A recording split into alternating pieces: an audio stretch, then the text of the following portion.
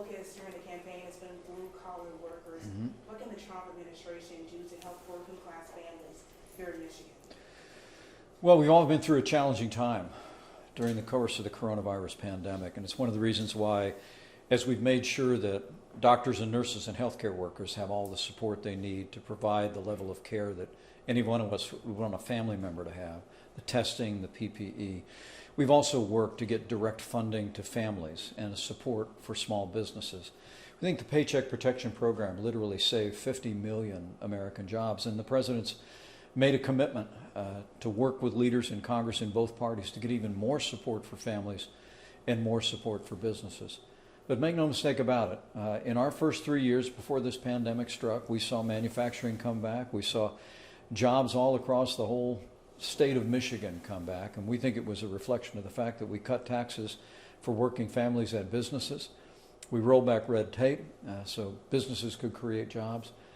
And we fought for the kind of trade deals that put American workers first. And I think by replacing NAFTA with the USMCA, by ending the economic surrender to China that we'd seen in past years, we saw wages rising across the board. So I think there's two messages to working people, particularly those that haven't found their way back into the workforce yet. Number one, more help is on the way for every American family and every American business in recovery and relief efforts. But we need 4 more years of President Donald Trump in the White House, because the policies that created 7 million jobs and brought manufacturing back, brought the Motor City back, are exactly the policies that we need for 4 more years in the White House. Well, thank you. Now, given the financial toll that COVID-19 has taken on Michiganders, all Americans, what is the administration doing to get a stimulus package done, and what do you have to say to claims that the president is holding stimulus checks hostage until after the election?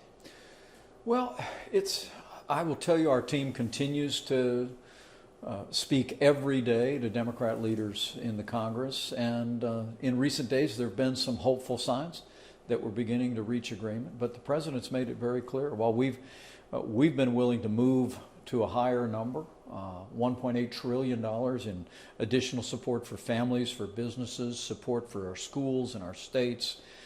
Frankly, Democrat leadership in Congress has not been willing to come to the table and to meet us in a place that would be broadly acceptable on Capitol Hill. But the president's made it clear he wants to spare no expense. We want Americans that have been impacted economically by the coronavirus to know that we're going to see our families, we're going to see our businesses through this challenging time.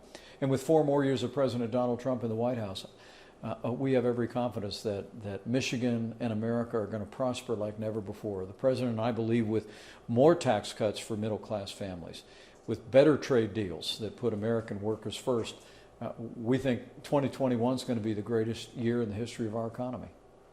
And you said it several times today, we're less than 2 weeks away from election day, Michigan being a battleground state. What do you have to say? What's your last-minute message to undecided voters?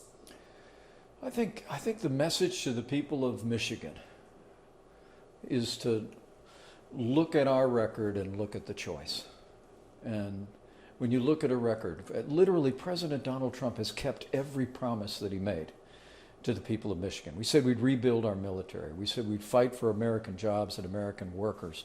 We'd get trade deals that put our workers first. And NAFTA is gone and the USMCA is here to stay. We said we'd cut taxes for families, and we did. We said we'd unleash American energy, and now we're a net exporter of energy for the first time in 70 years. Conservatives on our federal courts, support for law and order, opportunities for every American of every race and creed and color. Contrast that with Joe Biden and Kamala Harris, and a Democratic Party that is driving an agenda that they actually want to raise taxes by $4 trillion. They want to pass a $2 trillion version of the Green New Deal. I mean, their economic policies would stifle the economic recovery that has already begun in Michigan and all across America. So we think the stakes have never been higher, the choice has never been clearer. In President Donald Trump, you have a proven leader, a proven job creator. Contrast that with Joe Biden, who's 47 years in Washington, D.C., wants to go back to raising taxes, growing government, to bring America all the way back, to strengthen all the foundations on which this country has always been great. We need 4 more years of President Donald Trump.